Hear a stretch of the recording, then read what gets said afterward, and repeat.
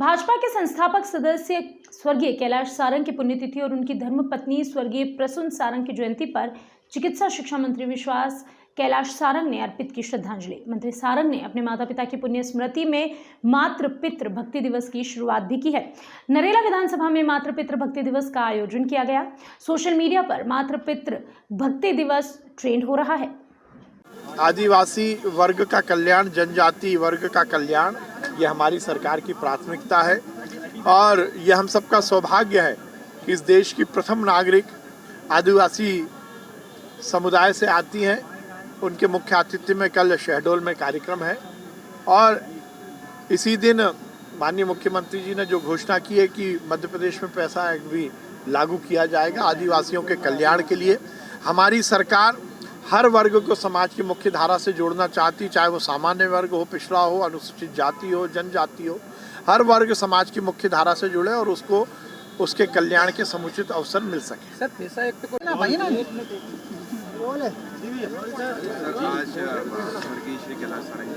आज स्वर्गीय कैलाश सारंग जी की पुण्यतिथि है और हमारी माताजी प्रसून सारंग जी की जयंती है। हम सब ने ये निश्चित किया कि इस दिन को हम मातृ पितृ भक्ति दिवस के रूप में मनाएंगे। हमारे शास्त्र कहते हैं कि माता और पिता का हमारी जिंदगी में स्थान भगवान स्वरूप है। गणपति जी को जब संपूर्ण पृथ्वी की परिक्रमा का आदेश मिला था तो उन्होंने केवल अपने माता पिता की परिक्रमा की थी और यही बात को स्थापित किया था कि सृष्टि केवल और केवल माता पिता में ही निहित है। हमने भी ऐसा विचार किया, हमारी पूरी टीम ने, कि हम इस दिवस को मातृ पितृ भक्ति दिवस के रूप में मनाएंगे और हमने सबसे आह्वान किया है कि अपनी ज़िंदगी का उद्देश्य हम ये बनाएं। सेवा तो हम करते हैं पर ये सेवा भक्ति स्वरूप होनी चाहिए। इस लोक में हम भगवान के साक्षात दर्शन तो कर नहीं सकते, पर हम माता पिता के दर्शन कर, उनकी सेवा कर, उनकी भक्ति कर इस पुण्य लाभ को अर्जित करें। और मुझे इस बात की बहुत प्रसन्नता है कि आज संपूर्ण क्षेत्र में हर एक घर में माता पिता की पूजा हो रही है, उनका सम्मान हो रहा है। इस तरह के सार्वजनिक कार्यक्रम के माध्यम से भी हम ये कार्यक्रम कर रहे हैं, पर उसके साथ साथ हमने ये भी आह्वान किया था कि हर एक व्यक्ति अपने घर से निकलने के पहले अपने माता पिता के पांव पखारे, उनकी आरती उतारे, उनका सम्मान करे। इसके पीछे का ध्येय यही है कि इस आपाधापी के युग में